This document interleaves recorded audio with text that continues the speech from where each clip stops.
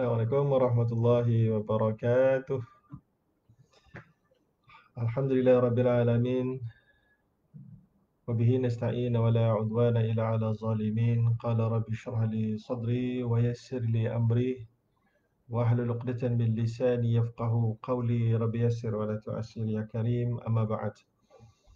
Alhamdulillah, pertamanya syukur kita kehadrat Allah Subhanahu Wa Taala dapat lagi pada hari ini bersama-sama secara live um, di Facebook Dr. Zaharuddin Abdul Rahman dan juga di Instagram Dr. Zaharuddin. Jadi saya pada hari ini mengadakan sedikit tazkirah petang Ramadan. Hari pertama PKPB, orang dah mula bekerja sebahagiannya dan tetapi bazar Ramadan belum ada. So jadinya kita harap masih lagi ramai yang boleh bersama-sama dengan kita pada petang ini.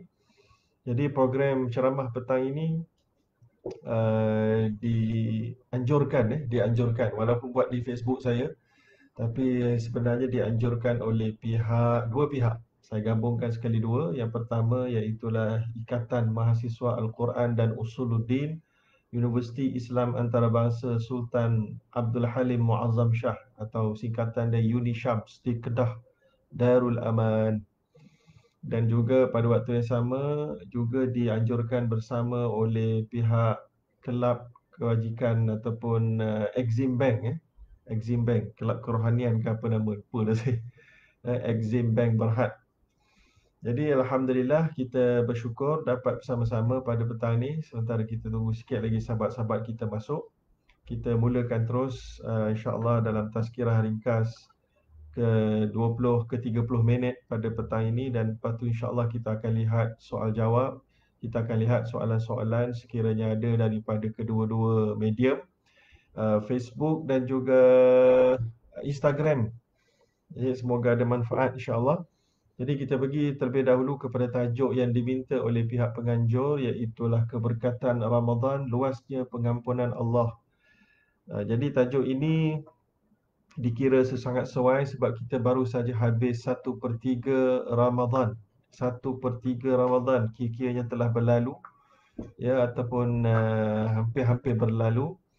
10 Ramadan hampir-hampir berlalu. So jadi kita pada hari ini kita berharap kita masih lagi dapat memaksimalkan impak Ramadan kepada iman dan kehidupan kita di dunia untuk bekalan kita di akhirat juga. Jadi apa yang kita nak bincangkan, ada beberapa panduan dan pedoman untuk kita sama-sama ambil pada petang ini sebelum saya teruskan kepada soal jawab. Yang pertama sekali, kaitan Ramadan dengan keampunan adalah sangat-sangat besar. Sangat-sangat besar. Kerana itulah manusia ni, kita ni memang tak lari daripada dosa, tuan-tuan. Tak ada siapa pun kecuali Nabi Muhammad SAW yang boleh lepas daripada dosa besar, dosa kecil. Kalau tak ada dosa besar, ada dosa kecil.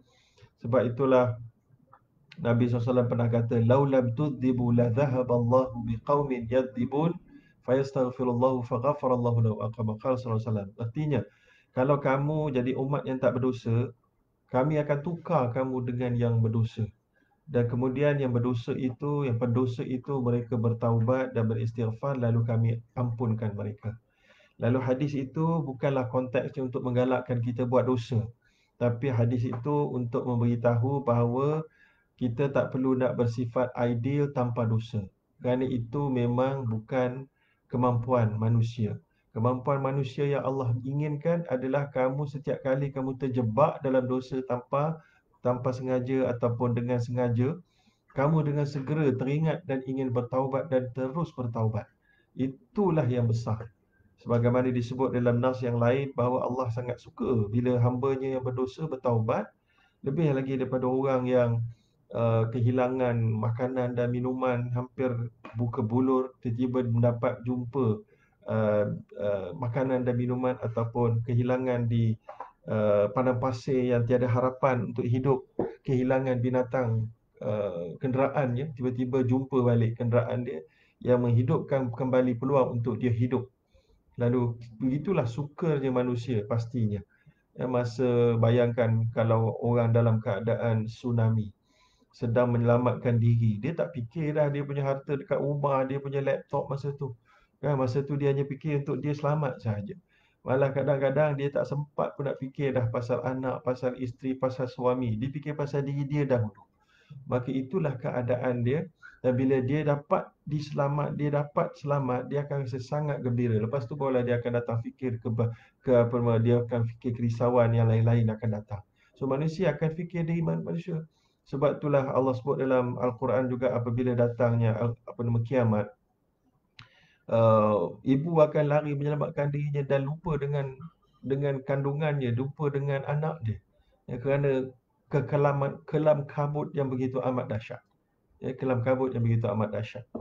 Maka atas sebab itu, kita hari ini Allah sukakan kita bertaubat, beristighfar. Lalu bulan ini bulan uh, bonus untuk kita melakukan taubat dan istighfar. Sebagaimana sangat pentingnya untuk dapat kita istighfar dan taubat itu, sampai akan datang satu hadis yang sahih, datang dalam satu hadis bahawa Nabi SAW naik ke atas mimbar. Hadis ni selalu disalahfahamkan. Sampai kan orang ingatkan sebelum masuk Ramadan semua pakat duk sebarkan satu hadis. Tapi hadis yang sebenarnya yang begini bunyinya, yang boleh diterimanya. Nabi naik satu mimbar, 3 anak tangga. Nabi setiap kali anak tangga, Nabi kata amin, amin, amin. Maka Nabi ditanya oleh para sahabat, kenapa? Maka Nabi SAW pun menyebut uh, apa nama tu, Jibril telah datang kepada Nabi, lalu berkata, ya Muhammad, man adraka ahad walidayhi famata fadakhala al-jannah fa'ab'adahu Allah. Qul amin. Maka Jibril kata, wahai Muhammad, sesiapa di antara kamu yang mendapati ibu bapa dia sempat, maknanya berkhidmat pada ibu bapa dia, sempat dia hidup, ibu bapa dia hidup lagi, dan dia sempat berbuat baik, maka dia mati dalam keadaan itu, maka dia apa nama tu akan dijauhkan daripada neraka. Maka Nabi sebut amin. Kan sempat berkhidmat lah. Tak nak kita adik ibu bapa tapi kita tidak taat kepada ibu bapa dalam perkara yang baik dan seumpamanya. Kemudian Nabi Muhammad juga dicakap lepas tu oleh Jibril, siapa yang dapat man adraka syahrul Ramadan, siapa yang dapat bulan Ramadan famata, dan kemudian mati selepas dapat bulan Ramadan ini, tempoh habis, falam yughfar lahu, tetapi malangnya lepas dia dapat bulan Ramadan, dia keluar bulan Ramadan, falam yughfar lahu, tidak diampunkan dosa dia, kan, tidak diampunkan. Maka pada ketika itu Nabi kata, malaikat Jibril kata fa adkhalahu nar, maka dia akan dimasukkan ke dalam neraka. Maka Nabi pun dan dijauhkan oleh Allah, eh daripada Allah, dijauhkan dia kepada Allah SWT. Nabi pun diminta oleh Jibril untuk kata amin. Sebab tu Nabi pun amin yang kedua. Tadi amin yang pertama, siapa yang dapat jumpa ibu bapa tapi tak berkhidmat, maka masuk neraka dan dijauhkan oleh Allah SWT daripada rahmat. Maka Nabi kata amin. Yang kedua, dapat masuk Ramadan tapi tak diampun, pun sama juga, masuk neraka, dijauhkan daripada rahmat Allah. Amin Nabi sebut. Kan, lepas tu yang ketiga, sesiapa yang man zakarta indahu falam yusalli alaik. Siapa-siapa yang disebutkan nama Nabi Muhammad sallallahu alaihi wasallam tapi dia tidak mengucapkan sallallahu alaihi wasallam, maka mati masuk neraka juga. Dan dijauhkan daripada rahmat Allah. Nabi pun kata amin. Inilah hadis dia, tuan-tuan. So daripada 3 perkara itu yang kita nak ambil betul-betul fokus pada tajuk kita hari ini adalah yang kedua, iaitulah mereka yang dapat Ramadan keluar tapi tak diampun. Sebab itulah kita perlu jadikan keampunan itu sebagai target dan sasaran utama. Kerana itulah setiap apa yang kalau kita boleh doa pada malam Al-Qadar, Aisyah radhiyallahu taala anha pun pernah tanya Nabi, apakah dia doa yang patut aku ucapkan? Maka Nabi SAW ngajar, Allahumma innaka afun tuhibbul afwa fa'fu anni. Itulah dia doa yang merangkumi segala erti nak dapat kebaikan Ramadan. Iaitulah, ya Allah, Engkaulah Maha Pengampun dan Engkau suka untuk mengampunkan, maka ampunkanlah aku. So jadi itu adalah yang merupakan inti utama kepada bulan Ramadan. Kerana itu tajuk kita pada hari ini, luasnya pengampunan Allah. maka pada bulan-bulan Ramadan ini, dan kita perlu dapatkan dia. Baik, kemudian yang seterusnya sebelum kita pergi cara, kita pergi lagi uh, Nabi juga sebut man qama ramadhana imanan wa ihtisaban ghufira lahu ma taqaddama min dhanbih. Sesiapa yang mendirikan Ramadan, menghidupkan Ramadan malamnya, siangnya dengan ibadat, dengan secara keimanan kepada Allah dan juga menginginkan ganjaran akhirat, ya, maka akan diampunkan baginya dosa-dosanya yang telah lampau. Lalu maknanya Ramadan ni memang bulan untuk kita raih keampunan. Untuk kita raih keampunan. Kalau kita gagal ni, satu KPI ni gagal teruk ni, gagal teruk.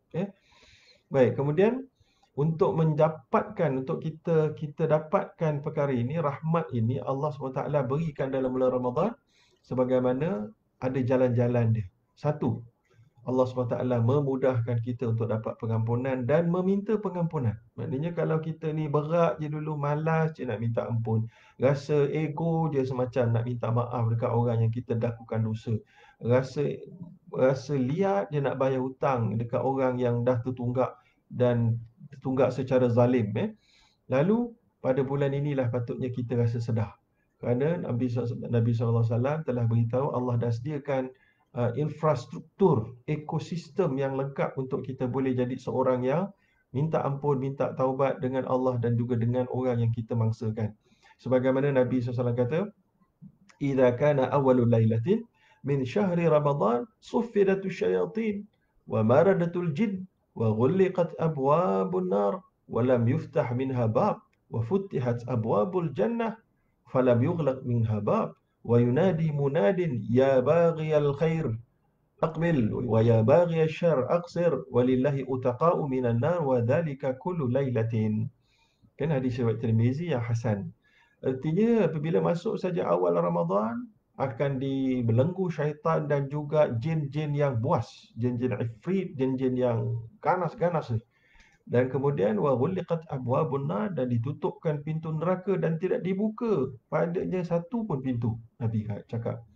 Dan dibukakan pintu syurga dan tidak ditutup satu pun pintu. Dan kemudian diserukan oleh yang menyeru, "Wahai orang-orang yang sukakan kebaikan dan kebajikan, tampillah kamu, segeralah ambil peluang." Dan akan diserukan kepada orang-orang yang sangat suka ataupun sukakan kejahatan, cukup dan berpada dan hentikanlah perbuatan kejahatan itu. Dan Allah SWT di hujungnya Nabi kata, dan Allah SWT memberikan ganjaran untuk membebaskan daripada neraka pada siapa-siapa yang dikehendaki, iaitulah pada setiap malam-malam Ramadan. Lalu itu adalah ekosistem yang Allah sediakan untuk kita jadi orang yang diampunkan, untuk kita kejar. Malah disebut dalam satu hadis yang lain, inna lillahi inda kulli fitrin utaqa wa dhalika fi kulli lailah. Iaitulah Nabi kata, sesungguhnya bagi Allah setiap pada waktu kita ini berbuka, Allah membebaskan.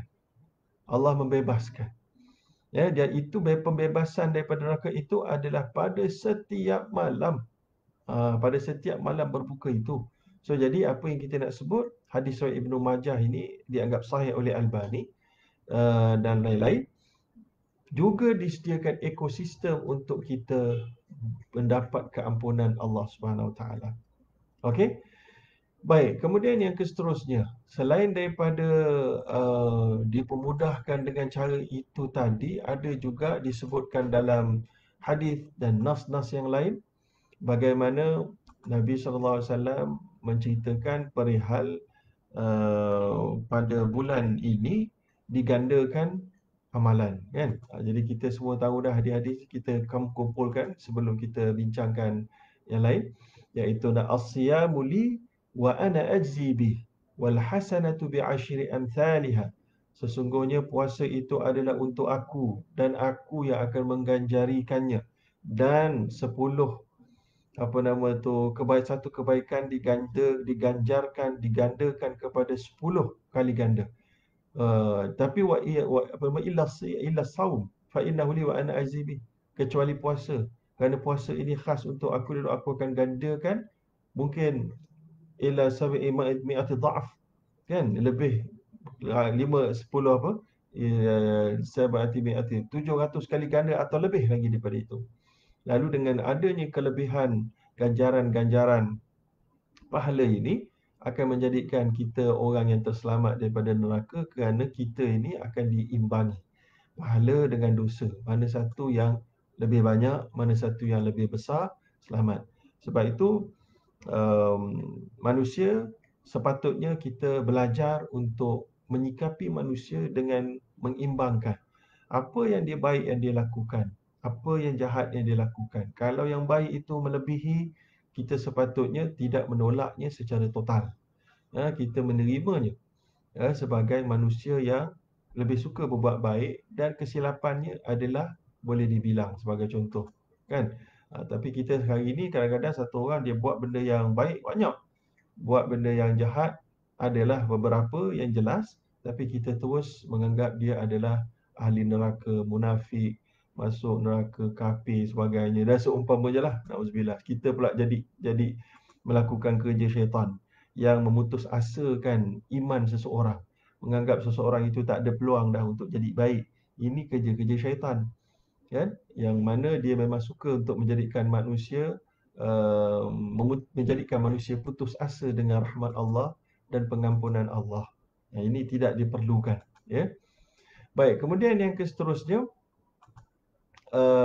pada bulan Ramadan ini juga Allah SWT telah pun nyatakan keberkatannya, ya ayyuhallazina amanu kutiba alaikumusiyam kama kutiba alal ladzina min qablikum la'allakum tattaqun, supaya kamu bertakwa. Sebab jadinya bila takwa tu muncul, keberkatan tu akan meningkat dan pengampunan Allah itu akan menghampir dan mendekat.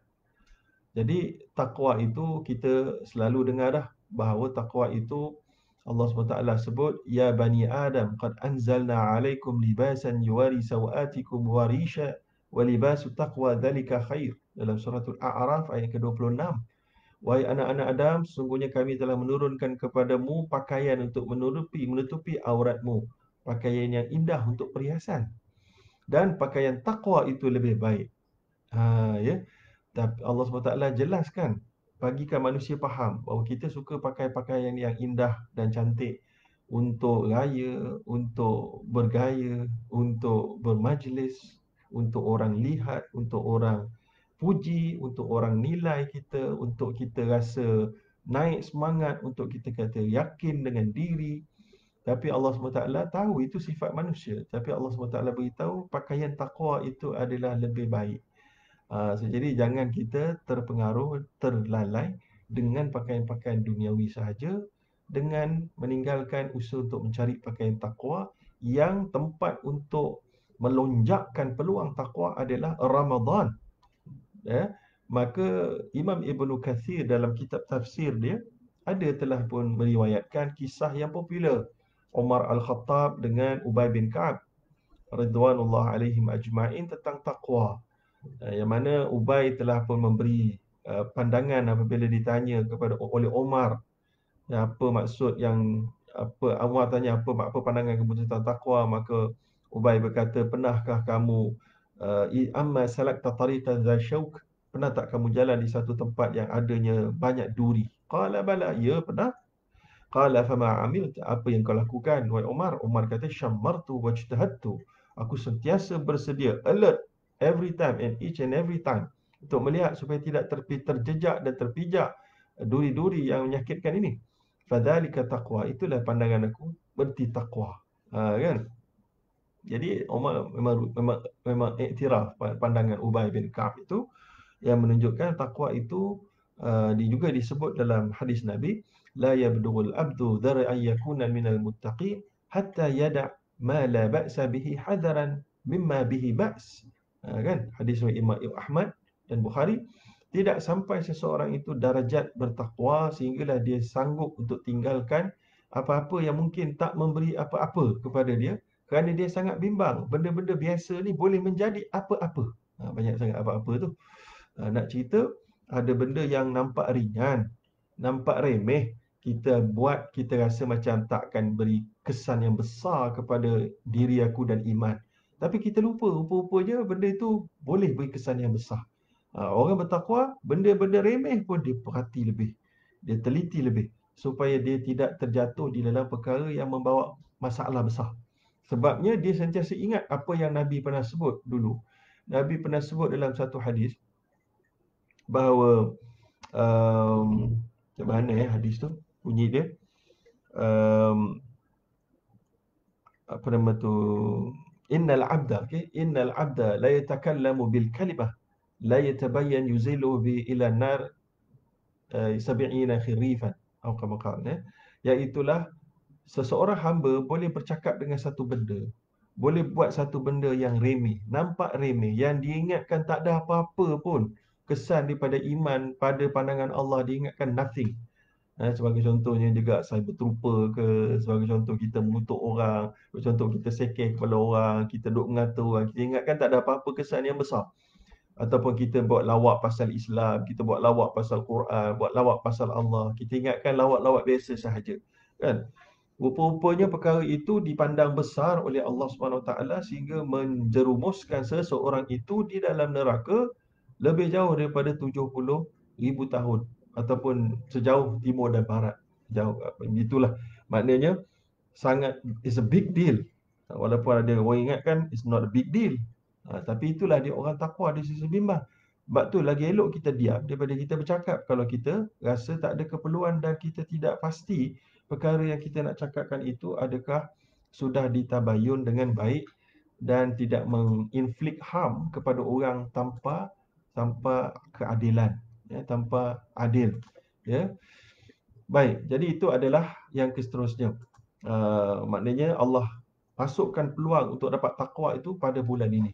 Maka antara jalan dia adalah dengan gandakan amal, dengan banyakkan pahala, dengan tambahkan lagi peluang untuk pahala berganda dan rahmat.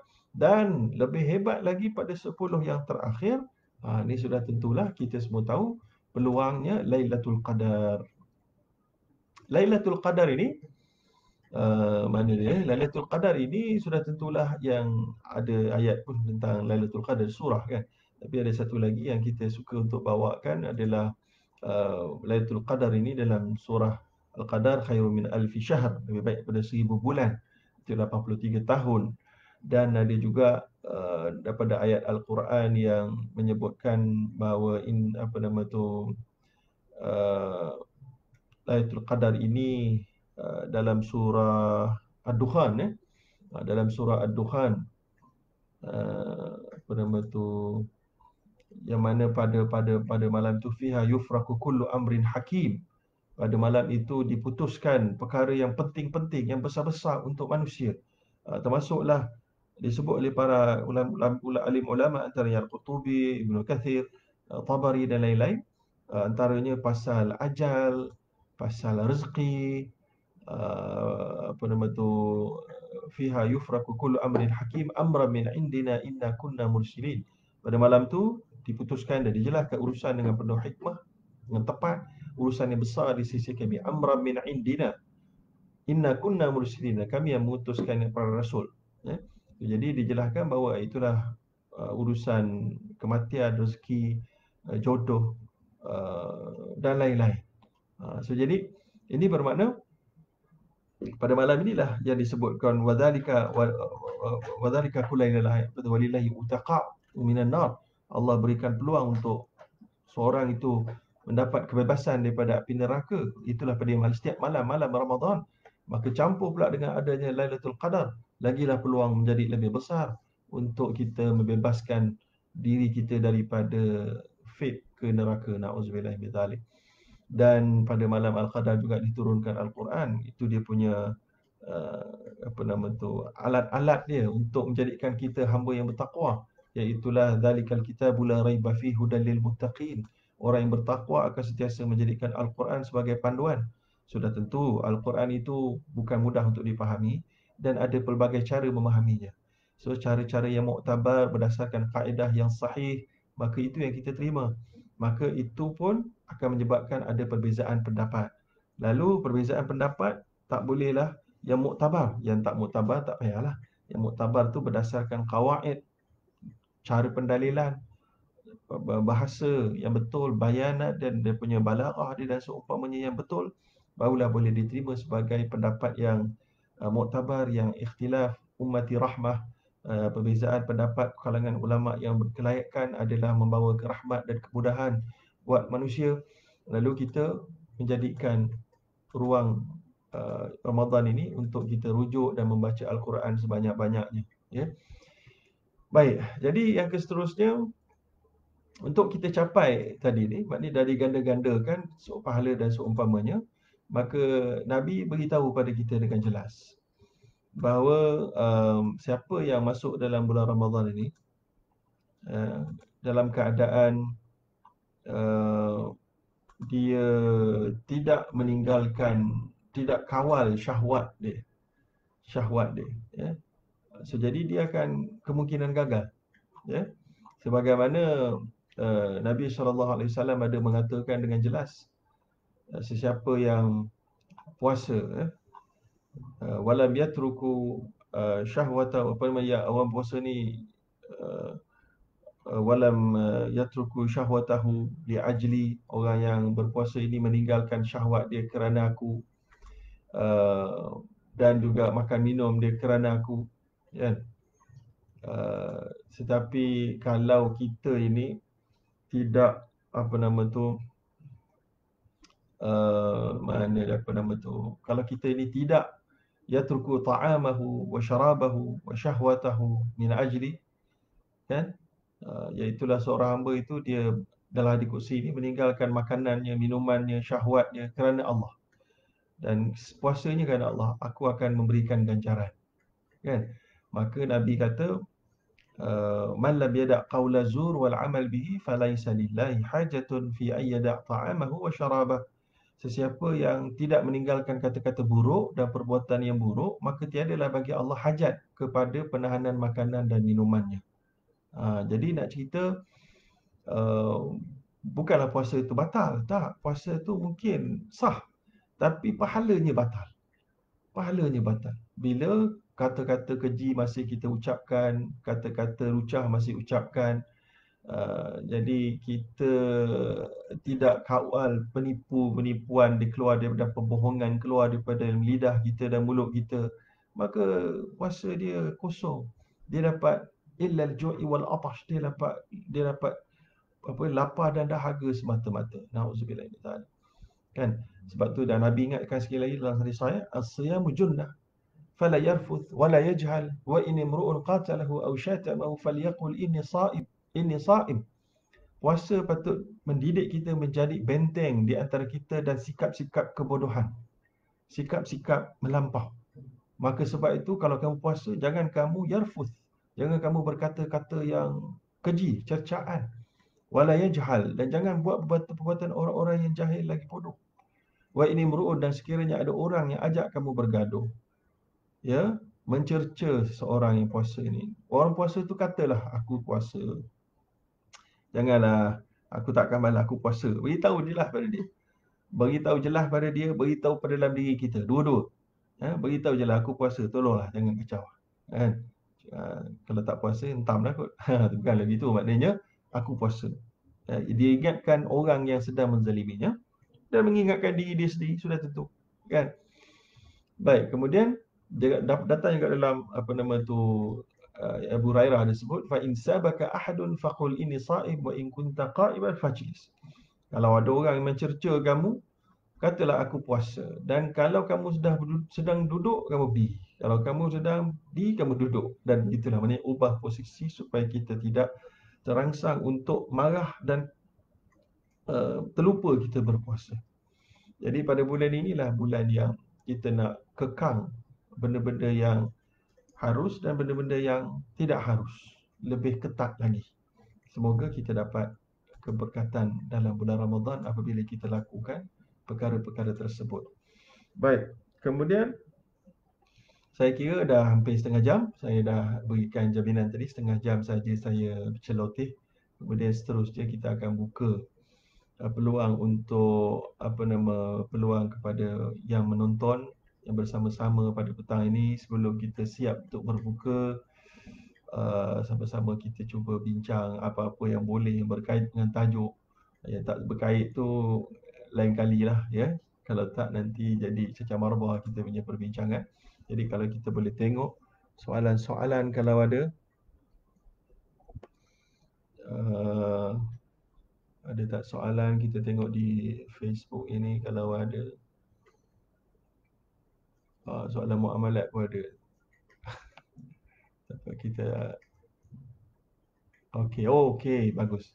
Daripada Wan Nasuha, Ustaz berdosa tak teringat kata-kata kawan yang agak tidak menjaga hati, adakah dikira berdendam? Okey. Okey, kita ni memanglah manusia kan, ada orang duk kutuk-kutuk kita, kita teringat jugalah. Jadi kalau kita berdendam tak, kita teringat. So, jadi begini, saya pun bagus. Dia ingat soalan ni ingatkan saya satu poin yang saya lupa nak sebut. Jadi dalam cara kita mendapat keampunan Allah, ada jenis dosa yang melibatkan dosa kita dengan manusia. Bila ada dosa melibatkan manusia ini, satu dia melibatkan harta orang. Bila libatkan harta orang, contohnya kita ada hutang pada dia dah sampai tempoh, kita sengaja tak mau bayar. Ataupun ada barang kita belum hantar, tak hantar-hantar. Ataupun ada banyakkannya begitulah hak yang jelas lah, materialize. Maka pada ketika itu, kalau kita nak taubat, nak istighfar, kita kena minta ampun daripada dia dulu, minta halal. Kalau dia tak halalkan, kita kena pulang balik duit dia tu. Pulangkan harta dia balik. Lepas tu barulah kita minta ampun pada Allah. Kalau kita minta ampun pada Allah, terus tanpa kita dapat pengampunan daripada dia, maka kita tidak akan dapat pengampunan daripada Allah. Sebab pengampunan daripada Allah itu tertakluk kepada juga pengampunan daripada manusia. Ya, daripada manusia tadi. So, jadi kita dianggap tergantung juga. Khususnya hutang lah. Hutang ni sebab tu Nabi kata arwahul mu'min mu'allaqatun bidainihi hatta yuqda'an. Roh orang mukmin akan tergantung sampai disettle hutang dia. So, jadi hutang ni Nabi pun kata kalau Nabi ada bergunung-gunung emas semua sekali pun, Nabi akan fikir nak menyelesaikan hutang ataupun hak orang terlebih dahulu. Barulah Nabi fikir benda yang lain. So, jadi itu hutang. Yang keduanya yang bukan bersifat keuangan, yang bersifat maruah. Bersifat maruah ini satu yang paling besar, qazaf. Kalau kita tuduh seseorang yang tidak melakukan zina dan liwat sebagai melakukannya. So, jadi dia akan ditanggungjawabkan di akhirat. Dan kita sebarkan pula kan. Kalau kita percaya seorang-seorang dan kepala itu pulang kat kita lah. Tapi kalau kita percaya dan kita sebarkan pula dan kita buat tindakan dan keputusan untuk percaya itu dan kita membencinya. Jadi itu adalah satu perkara yang tidak diharuskan. Inna ba'dha zanni ithmun fala tajassasu wa la yaghtab ba'dukum ba'dha. Allah kata dalam Quran. Jadi qazah yang paling tinggi. Yang kedua selepas itu adalah kita mendustakannya. Kita mengatakan sesuatu yang dia tak buat, yang dia tak kata. So itu pun ada satu dosa.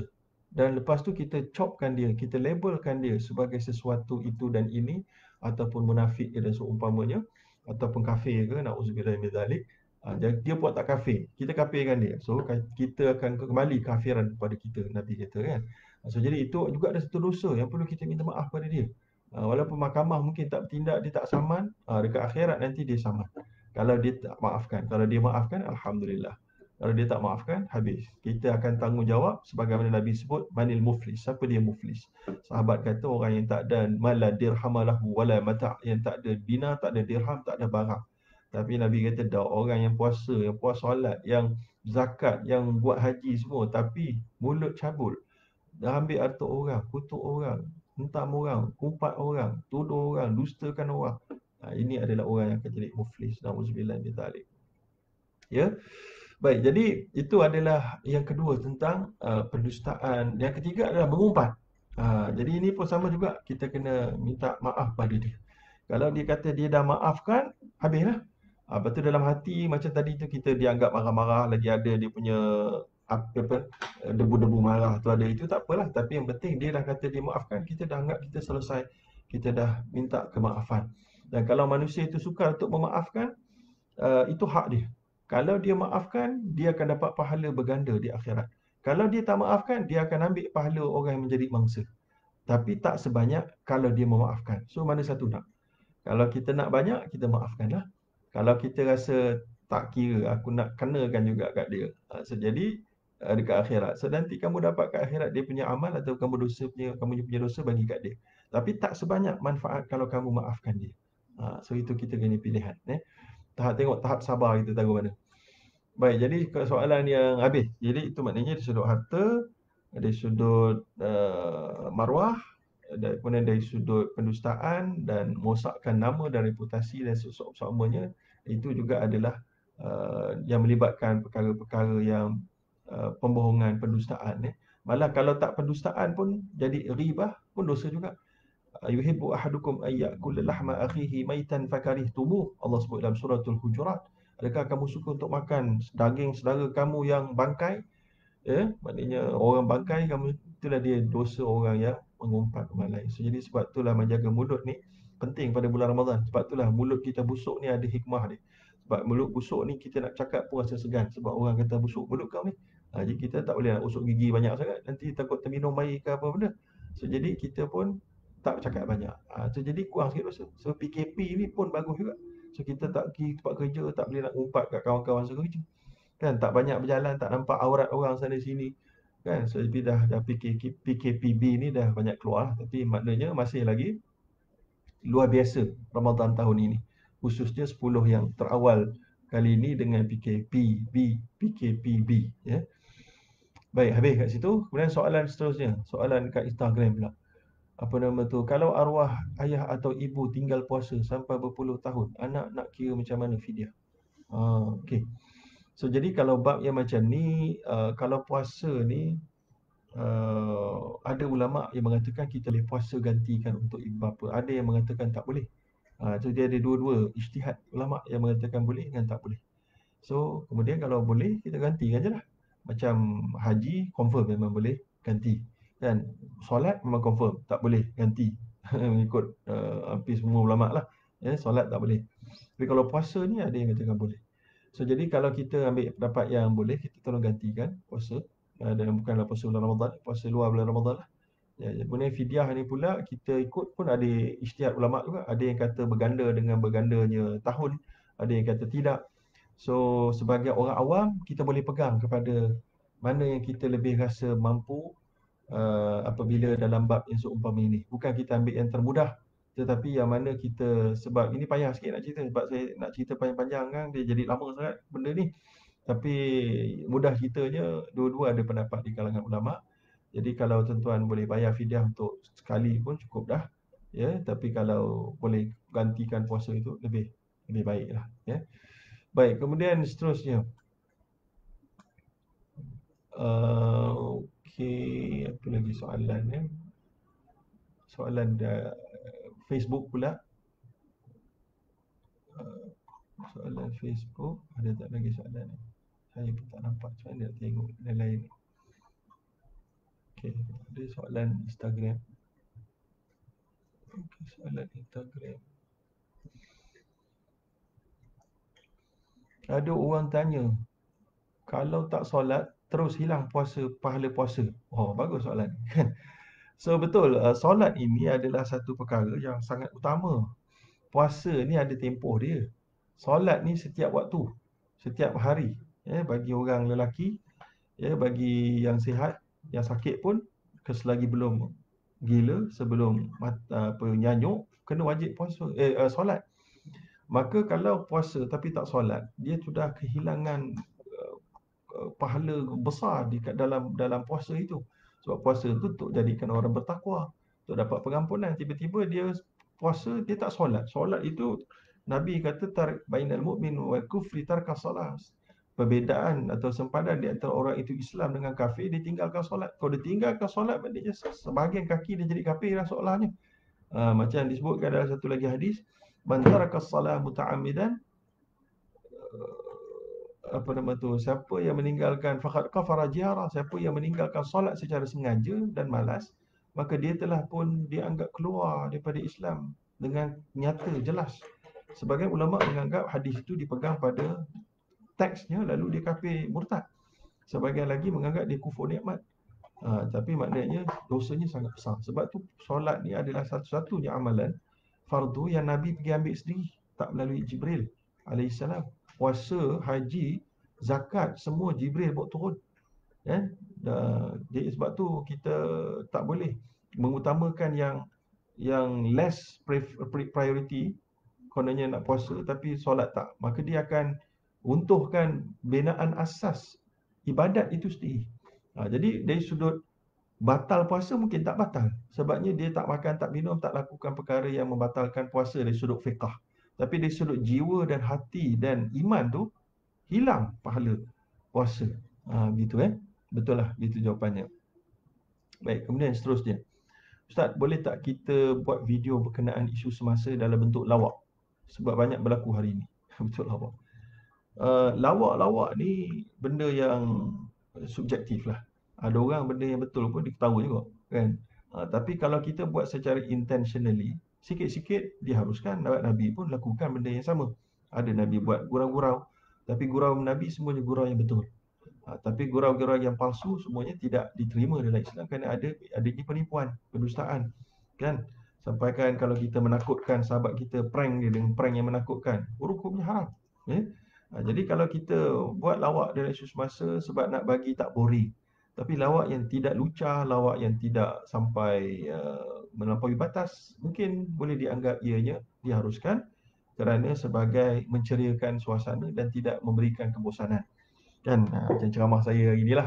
Hari ni tak pandai sangat buat lawak, so jadi orang bosan lah. Jadi pandai buat lawak, ramailah orang, kan. Tapi nak buat macam mana, itu je kemampuan kita. Kita buat apa yang kita mampu. Kullu ya'malu ala syakilati. Setiap orang berusaha di atas apa yang dia mampu. Okey. Baik, kemudian atas sebab itu lawak ni juga adalah hadis yang menyebut tentang lawak ni, apa nama tu, satu profession yang tidak bagus. Membuat orang ketawa ni. Sebab Nabi SAW dinyatakan bahawa Nabi pernah berkata bahawa lau ta'lamuna ma a'lam la bakaitum kathira wa la dhahiktum qalila. Kalau kamu tahu apa yang aku tahu, nescaya kamu akan nangis banyak dan ketawa sedikit. Gitu So jadi kita buat lawak lebih-lebih ni, maknanya kita ni macam nak mengingatkan orang tentang kesedapan dunia semata-mata lah, dan tak ingat pasal akhirat. Itu yang kita bimbang tadi begitu. Apa lagi soalan? Soalan daripada rakan-rakan daripada Exim Bank, daripada rakan-rakan daripada Unishams, dan rakan-rakan daripada lain-lain ni, macam-macam ni. Ya, soalan-soalan yang berkait dengan muamalat ni saya malas nak bercerita lah. Lain kali lah ya. Tadi pun dah cerita muamalat tadi dekat radio bernama. Pasal ekonomi, moratorium lagi, ekonomi lepas PKP lagi. Boleh tengok di YouTube, saya ada senaraikan soalan-soalan yang diutarakan oleh bernama radio kepada saya. Telah pun dijawab. Boleh rujuk di sana. Baik, jadi saya rasa mungkin tak ada lagi dah soalan-soalan yang relevan. Jadi cukuplah selama 43 minit ni. Saya rasa tazkirah kita pada petang ini semoga ada manfaat untuk diri saya dan diri tuan-tuan dan puan-puan. Dan semoga Ramadan yang masih berbaki akan melayakkan kita mendapat keberkatan dan rahmat Allah dan juga keampunannya. Jadi sekadar itu saja, yang baik datang daripada Allah SWT, yang buat takliman di saya sendiri. Aku qauli hadza wa astaghfirullahalazim. Wassalamualaikum warahmatullahi wabarakatuh.